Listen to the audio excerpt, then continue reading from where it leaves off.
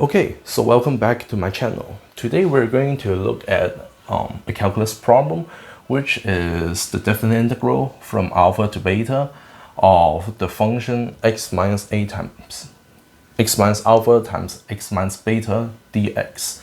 And if we look at the right hand side, here is how the graph will look like. And in fact, this integral is actually representing the negative version of the area of the function.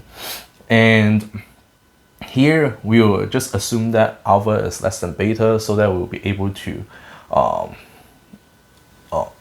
figure out the expression in a more logical way. But of course, if we try to switch alpha and beta, we'll just get a negative result of it. So why does it matter? Because this will actually work for all quadratic functions that we're thinking of, as we can have any alpha and beta values, as long as alpha and beta are the real roots of the quadratic function. And at the end, we'll actually find out how nice the expression would be. So you can pause the video yourself and try to figure out the integral of this function first. Done? Okay, here we go. So to find out the integral, of course, just like how we usually do, we can first multiply everything inside of the function and then use the sum rule to try to break them apart. So we will have the integral from alpha to beta, and inside we have the function x squared minus, and let me try to put brackets here, we will have alpha plus beta quantity x, and then last but not least plus alpha times beta, and then we have dx. Good. So now if we take the integral, we will get 1/3 of x to the third power minus, now x turns into 1/2 x squared, so we have 1/2 times the quantity alpha plus beta x squared plus the constant term will become linear, alpha beta times x. And where are we evaluated at?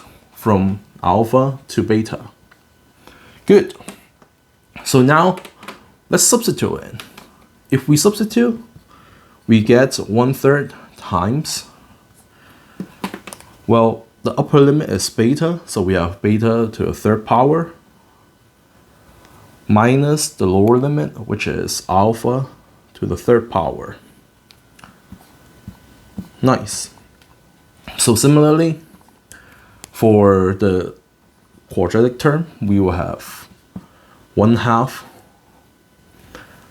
times the quantity alpha plus beta times, here we have x squared, and substituting we'll get beta squared minus alpha squared. And last but not least, we have the constant term, which gives us alpha times beta times the quantity beta minus alpha. Good. So let's bring this up and then we're going to continue it. Okay, so in the last board we end up with the results up here. And now let's try to factor out something in common. But before that, let's see what we can actually do.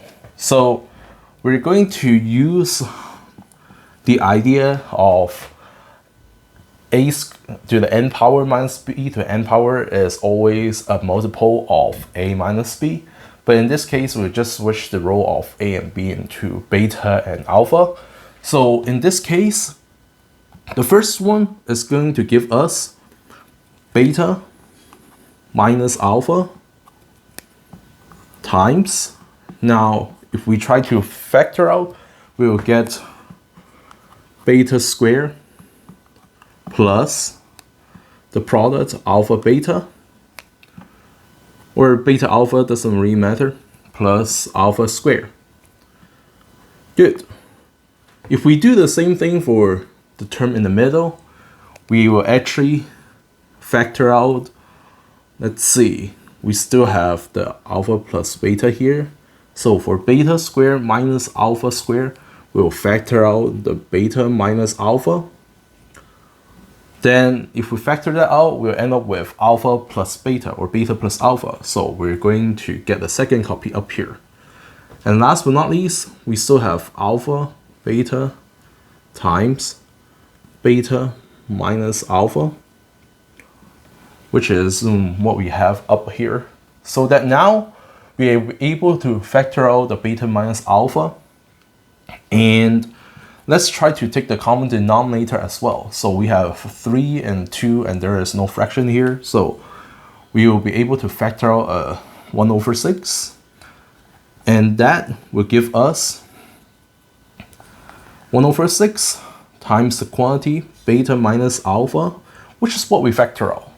So in that case, our first term will now become 2 times here. Let's rearrange the order into alpha squared plus alpha beta plus beta squared. Good. Then for the middle term, we will end up with minus, now factor out 1 over 6, we will get 3 as our coefficient, times alpha plus beta quantity squared, which if we FOIL it out, we will end up with alpha squared plus 2 alpha beta plus beta squared. Good.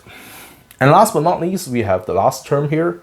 As we factor out this and then factor out 1 over 6, we will end up with 6 times alpha beta.